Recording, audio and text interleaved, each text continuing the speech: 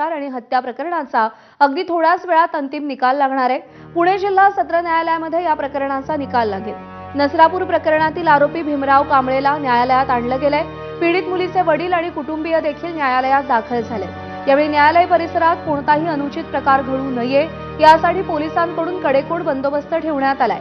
महाराष्ट्र दिनाला भोर तालुक्यातल्या नसरापूर इथे 3.5 वर्षांच्या बालिकेवर अत्याचार करून तिची हत्या करण्यात आली आणि त्यानंतर राज्यभरात संतप्त पडसाद उमटले। गुन्हा घडल्यानंतर 2.25 महिन्यात या खटल्याचा आज निकाल लागणार आहे। तपास अधिकारी असलेल्या विजयमाला पवार यांनी अवघ्या 16 दिवसात तपास पूर्ण करून 1200 पानी दोषारोपपत्र न्यायालयात दाखल केलं। या कालावधीत 55 पेक्षा अधिक जणांचे जबाब नोंदवण्यात आले आणि साक्ष पुरावे गोळा करण्यात आले। 21 मे पासून प्रत्यक्ष खटल्याच्या सुनावणीला सुरुवात झाली आणि 20 जूनला खटल्याची सुनावणी पूर्ण झाली। दरम्यान थोड्याच वेळात विशेष न्यायाधीश एस.आर. साळुंखे या हत्या प्रकरणाचा निकाल देणार आहेत।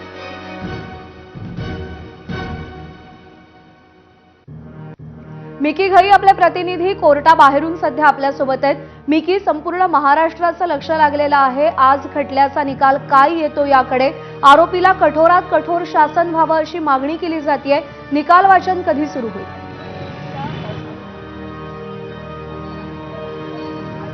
प्रज्ञा, जर आपण बघितलं तर नसरापूर प्रकरणी 3.5 वर्षाच्या मुलीवर लैंगिक अत्याचार केल्यानंतर त्याची हत्या करण्यात आलेली होती आणि त्याच आरोपी कांबळे याला आत्ताच कोर्टामध्ये आणण्यात आलेला आहे। पुण्यातील शिवाजीनगर येथील जे सत्र न्यायालय आहे त्या ठिकाणी आज जवळपास काही वेळातच या सुनावणीला सुरुवात होणार आहे आणि त्यापूर्वी जर आपण बघितलं तर कोर्टाच्या बाहेर अशा पद्धतीने पोलिसांनी कडेकोट बंदोबस्त तैनात केलेला आहे। जवळपास पुण्यातील या शिवाजीनगर कोर्टाला 4 गेट आहेत। या 4ही गेटला या ठिकाणी कडेकोट बंदोबस्त तैनात करण्यात आलेला आहे। आरोपी जो भीमराव कांबळे आहे त्याला काही वेळापूर्वीच कोर्टामध्ये आणण्यात आलेला आहे। एका मोठ्या गाडीमध्ये त्याला आतमध्ये आणण्यात आलेला आहे। त्याला आतमध्ये कोर्टात जे खाली जेल असतं त्या ठिकाणी ठेवण्यात आलेलं आहे।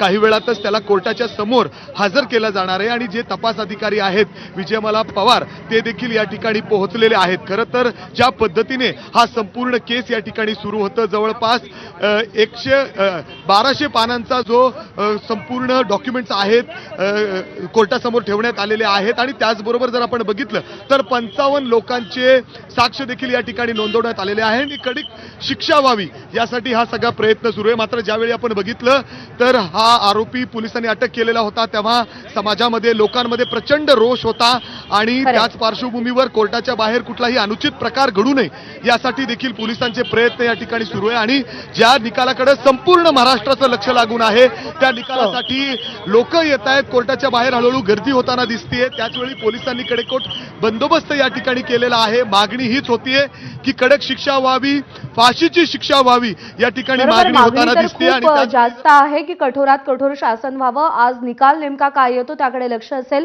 मिकी, या सगळ्या संदर्भातले अपडेट जाणून घेत राहू। वकील,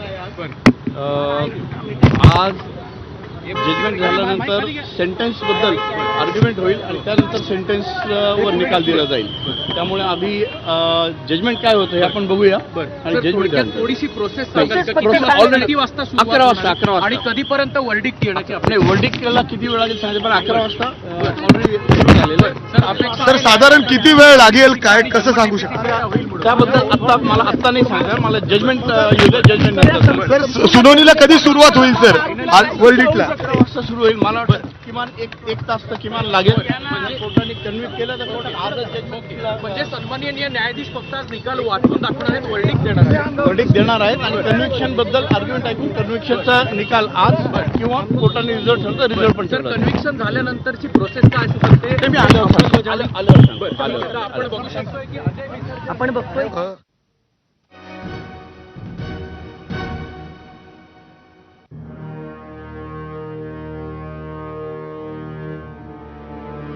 दरम्यान या संपूर्ण प्रकरणातील मृत मुलीच्या वडिलांनी नेमकी काय प्रतिक्रिया दिली आहे तीही आपण पाहूया।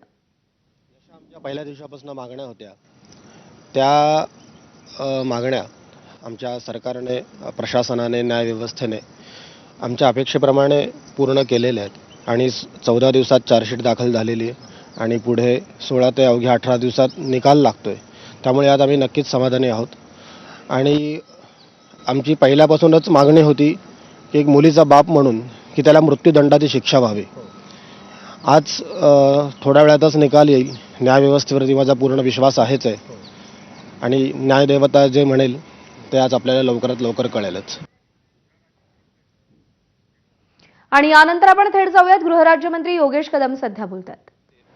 त्यांची साथ सोडल्यानंतर ते वाईट झाले.